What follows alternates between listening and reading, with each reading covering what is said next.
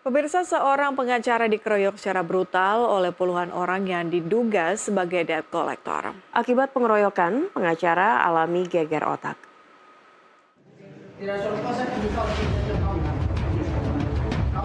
Inilah video amatir yang memperlihatkan kebrutalan puluhan orang yang diduga debt collector saat mempersekusi seorang pengacara senior di sebuah rumah makan di Surabaya. Korban yakni Cecep Muhammad Yasin atau yang biasa disapa Gus Yasin hanya diam menghadapi puluhan pengeroyok. Keberadaan Gus Yasin di lokasi kejadian awalnya ingin membeli makanan untuk berbuka. Namun situasi menegangkan terjadi saat puluhan orang datang dan menagih hutang atas nama Proko yang merupakan anak kliennya. Gus Yasin yang berusaha menengahi justru menjadi sasaran kebrutalan para pelaku.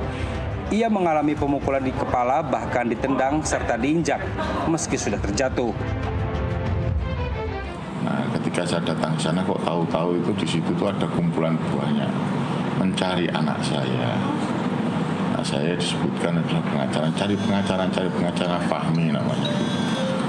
Nah, karena begitu banyak dan mereka begitu brutal naluri saya sebagai bapak, maka saya mengatakan saya pengacaranya, saya bilang begitu kan. Nah, begitu saya ngomong pengacaranya, mereka langsung spontan brutal lagi. Disitulah mereka melakukan perusakan, membanting kursi, memecah, pokoknya kursinya dirusak, ada berapa kursi. Terus saya melihat mereka merusak, memecahi piring dan sebagainya. Sehingga ada disitulah di depannya polisi itu saya sampaikan, dan polisi melihat adanya persekusi yang sedemikian rupa. Saya minta, karena sudah ada perusakan dan sebagainya, sudah masuk 170 KUH pidana, saya minta untuk mereka diamankan. Tolong ini diamankan karena situasinya mereka brutal dan mereka itu ngawur, saya bilang. Setelah itu polisi tidak melakukan penangkapan, polisi hanya menanyakan tentang hutang aja, padahal itu sudah brutal. Diagnosanya sementara ya, kalau diagnosanya itu adalah gegar otak ringan. Saya mengalami gegar otak ringan.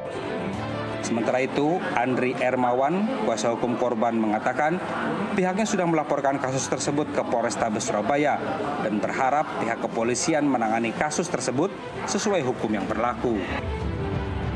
Klien daripada